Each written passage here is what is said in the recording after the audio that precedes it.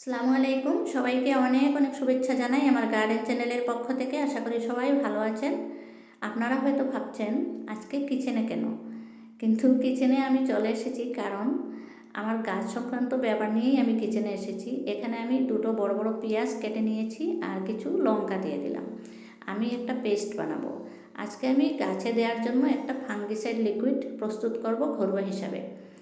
পেঁয়াজের পেস্টটা রেডি হয়ে গেছে অলরেডি। তারপরে এখানে আমি কিছু জল দিয়ে পাতলা করে নেব। আমার শসা গাছগুলোতে খুব পোকা হয়েছে, আপনাদেরকে দেখিয়েছি। পাতার নিচ দিকে একদম পোকা, ছোটো ছোটো পোকা ভর্তি হয়ে গেছে, আর পাতাগুলোতে হলুদ হলুদ দাগ হয়ে গেছে। তাই শসা গাছের অবস্থা খুব খারাপ।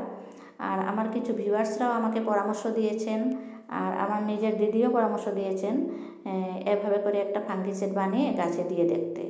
তাই আমি এরকম করে বানিয়ে দেখব কাজে লাগে কি না। তারপরে আমি 1 চামচ হলুদ পাউডার এখানে দিলাম।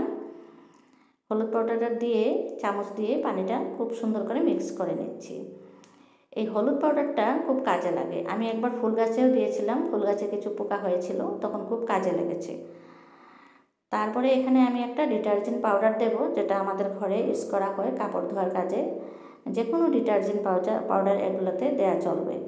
এখান থেকে আমি 1 চামচ নিচ্ছি। 1 চামচ হলুদ পাউডার, 1 চামচ ডিটারজেন্ট পাউডার সার্ফ। তারপরে মিক্স করে নিয়ে এখানে আমি আরেকটা জিনিস দিচ্ছি, সেটা হচ্ছে হ্যান্ড ওয়াশ।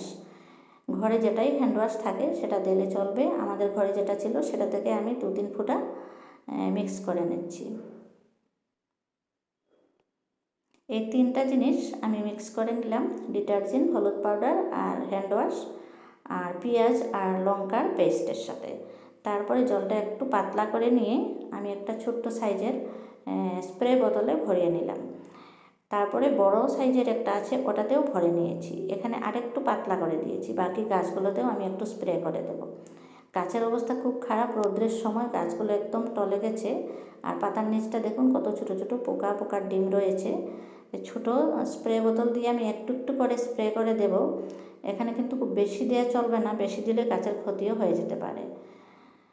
আজকের ভিডিওটা স্প্রে করার পরে এখানেই শেষ করব। আপনারা সবাই ভালো থাকুন, সুস্থ থাকুন, আর আমার ভিডিও দেখবেন, পছন্দ হলে একটা লাইক দেবেন, আর সাবস্ক্রাইব তো অবশ্যই করবেন। Happy gardening.